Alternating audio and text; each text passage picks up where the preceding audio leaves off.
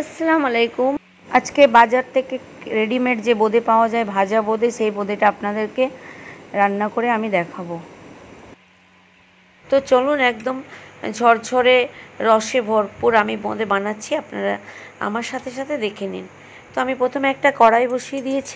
কড়াইটা গরম হওয়া মাত্র আমি 1 চামচ ঘি দিয়ে দিলাম। এটা যদি আমি বাড়িতে ভাজতাম তাহলে আমি ঘি দিয়ে এই পর্বটা আমি করতাম না, কিন্তু যেহেতু এটা আমি প্যাকেটের মধ্যে নিয়েছি, বাজার থেকে কেনা রেডিমেড এভাবে প্যাকেটে আসে, যে কোনো কোম্পানির আপনারা কিনতে পারেন, তাই জন্য এটা আমি ঘি দিলাম, তার মধ্যে গরম মশলা দিলাম, আর ওই যে প্যাকেটের বোঁদেটা দিয়ে একটু আমি নাড়িয়ে চাড়িয়ে নেব, তাহলে মনে হবে যেন টাটকা ভেজেছি। আর এটা যদি অনেকে না ভেজে করেন, কিন্তু সেটা একটু ভ্যাদভ্যাদে টাইপের ফ্লেভার চলে আসে। আমি তাই জন্য একটু ঘিয়ে ভেজে নিই, তো মনে হচ্ছে টাটকাই বাড়িতে যেভাবে ভেজে করে, বিয়েবাড়িতে বা মিষ্টির দোকানে যেভাবে হয়, ঠিক সেই রকম ফ্লেভার আসে। তো আমি একটু ঘি দিলাম এবং গরম মশলা দিলাম, আর বোঁদেটা ভেজে নিয়েছি। এদিকে আর একটা কড়াই নিয়েছি, কড়াইতে আমি জল দিচ্ছি। আমরা যে কাপে চা খাই সেই চায়ের কাপের 1 কাপ দিলাম, আর আমি 1.25 কাপ মতো দেবো, মানে 1.5 কাপ বা 1.25 কাপ। তাহলে 1 কাপ জল ভরে দিলাম, আর 1 কাপের অর্ধেকের থেকে একটু বেশি জল দিলাম। চিনিও সেইভাবে 1 কাপ চিনি দেব, আর অর্ধেক কাপ আর চিনি দেব। তাহলে 1.5 কাপ জলে 1.5 কাপ আমি চিনি দিলাম। এবার এটাকে ভালো করে গুলে নেব। যতক্ষণ না গুলে যায় ততক্ষণ এটা তাপে রাখবো, আর এভাবে নড়াতে থাকবো।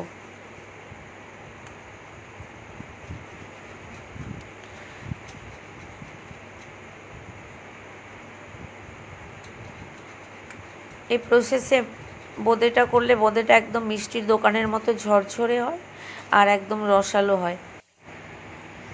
চিনিটা পুরো গুলে গেছে জলের মধ্যে,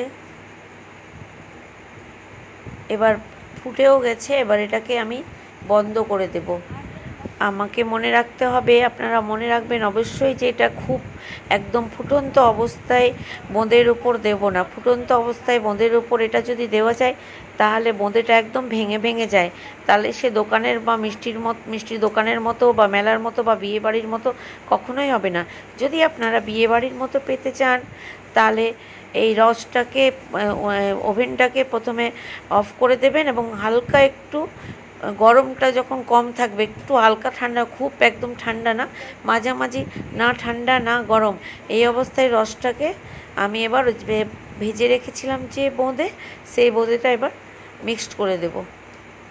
মনে রাখবেন, খুব ঠান্ডা না এবং খুব একদম ফুটন্ত গরম না, মাঝারি অবস্থায় আমি বোঁদের মধ্যে দিয়ে দিলাম। মোটামুটি বোঁদের প্যাকেটটা ছিল 200 গ্রাম। এবার এটাকে আমি নড়িয়ে চড়িয়ে ঢেকে রেখে দেব।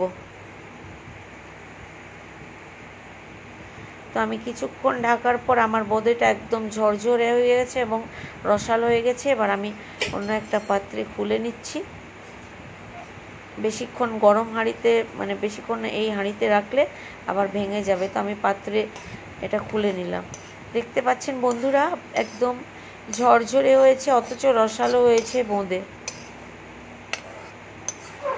আপনারা অবশ্যই বাড়িতে ট্রাই করবেন এবং বানিয়ে রাখবেন। অতিথি আপ্যায়ন হোক, বা দই দিয়ে হোক, রুটি দিয়ে হোক, খাবার পর একটু হোক, মানে বোঁদে অনেক কাজে লাগে, আর বোঁদে খেতেও ভালো লাগে। বিয়ে বাড়িতে বা যে কোনো অনুষ্ঠানে মনে হয় যেন বোঁদে না থাকলে যেন সেটা সম্পূর্ণ হলো না। বোঁদে হবে তবে মনে হয় 7 কলা পূর্ণ হলো।